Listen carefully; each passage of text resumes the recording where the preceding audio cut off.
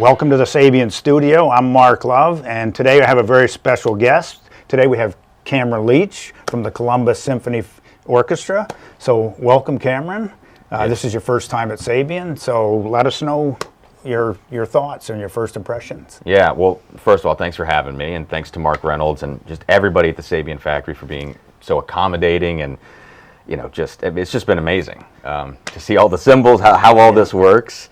But I would say, the kind of the most mind-bending thing about all this is just how many cymbals you produce, how many are in the building, how hard everybody's working. I mean, this is like such a well-oiled machine, but also it's a pretty lean operation for how much you guys get done. Yeah. It's really incredible. So what surprises did you see, that things you didn't expect to see, or how did things look different than maybe you envisioned in your head? And maybe you've seen the tours online in the past, but yeah, it's always different to experience it and feel the heat and the smell of the factory and everything. It's, you use your different senses just when you're actually here than on a video, for sure. Yeah, I think one of the biggest surprises was, I mean, just the physical nature of everything. I think you expect that when you're talking about working with metal and stuff like this.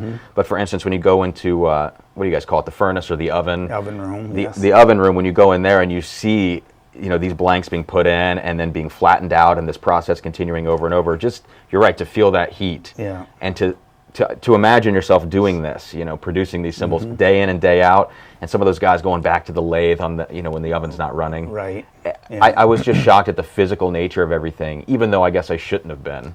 Right. But yeah. Yeah, SABIAN hand produces cymbals basically. There's not a lot of automation. Like it's the craftsmen on the floor that create the sounds that make up SABIAN, and there's a lot of talent there, and we've had conversations in years of experience, I myself being here for quite a while, and you talk to a lot of the guys, a lot of them being here, 20, 30, 40 years, that's a long time in one place. So it's a lot of dedication, a lot of skill, and a lot of talent that goes into making the instruments that we make today. So yeah, and I think the word that comes to mind to me is personal. The factory feels very personal to me. Right. You see these guys, and the interactions between the workers, making these things, they're having fun. You can kind of see these things happening. We had the opportunity to hand hammer some of our. I'm not going to say hand hammer our own cymbals. I mean, we kind of destroyed these cymbals probably. They probably had to fix them up. No. But everything feels very personal when you get here and you see the sweat going into making it, and you're saying there's not a lot of automation. And the automation that there is still being human driven. Right. That's really cool. Yeah. Yeah. No, that's incredible. So, what cymbals are you playing today? I mean, before you came here, what are your cymbals, your main cymbals that you have at home? Yeah, I think the go-to for me and the Columbus Symphony is the HHX Synergy line, particularly the 19s. I think the 19s, it's almost more difficult to play a bad crash than it is a good crash. They work for just about any set of hands. So when extra players come in or subs come in and they're picking up these cymbals, there's not a big learning curve to them. So I like the Synergies. My new favorite, because of Mark Reynolds actually, is the Complex Espressivo 19s. Oh, okay. Those things are fantastic. A little bit darker, a little more complex, as you might expect, as you know. And then I think on the bigger side of things, I think a very underrated cymbal as well are the 20-inch Artisan Medium Lights. Right. I have not played a bad pair of those here or anywhere, and I think those are amazing. Yeah. No, HHX in hand cymbals and combo are very popular, and certainly the Espressivo are doing very well, and also the suspended, the Complex, which are, that whole collection, the Complex, is on fire and has been for the last 3 years. So it's been done very well for us. It's a sound that's not out there, hasn't been out there before, Complex, and a lot of people are looking for that complex sounding, but a little more edge to the attack of the cymbals and more sound, basically more complexity. Yeah.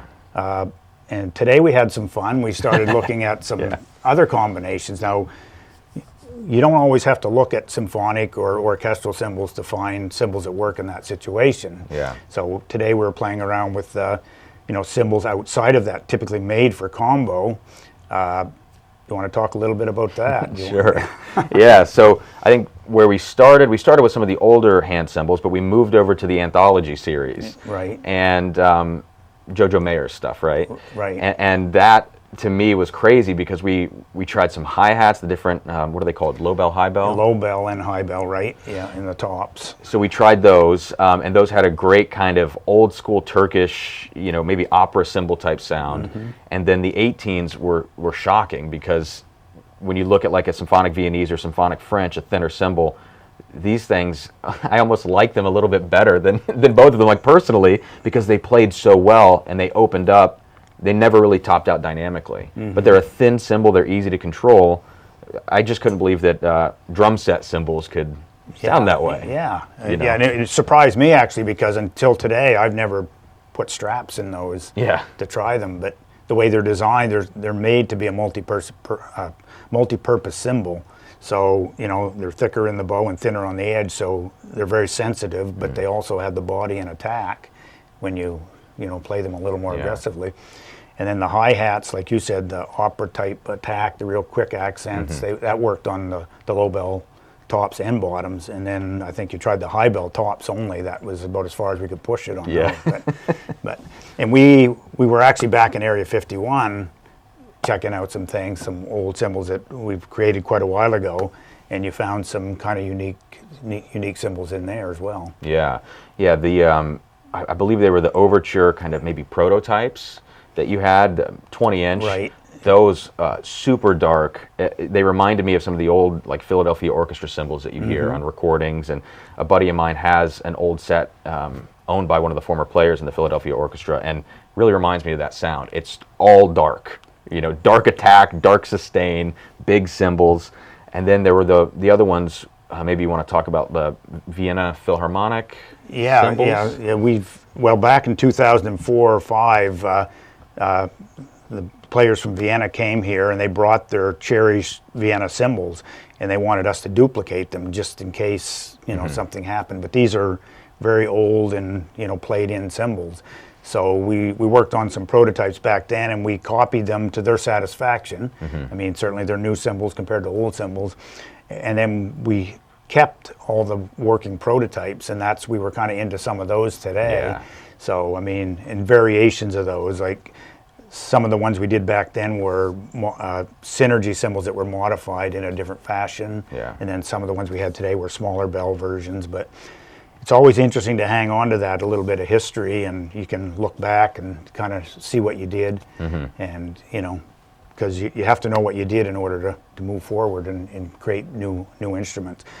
And then we were also in another room, and we found some of the original artisan medium lights and medium heavies. Right.